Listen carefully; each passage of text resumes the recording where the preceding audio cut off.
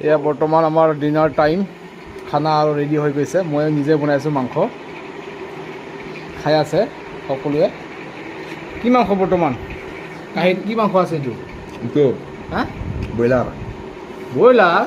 এই লোকেল হয় এইবিলাক, গম পাইছোঁ মই নিজে বনাইছোঁ। এইটো মাদাৰ হয়।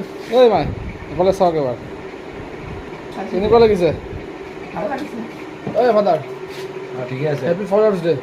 নতুন নতুন কিবা হেৰি ৰান্ধনি ভালে লাগছে খাই। আজি মানে ফাদাৰ ডে উপলক্ষে একদম মাংস খুৱাই দিছোঁ, যাতে আৰু 100 বছৰ আগলৈ যায়। কেনেকুৱা লাগিছে? বঢ়িয়া লাগিছে। কোনে বনাইছে?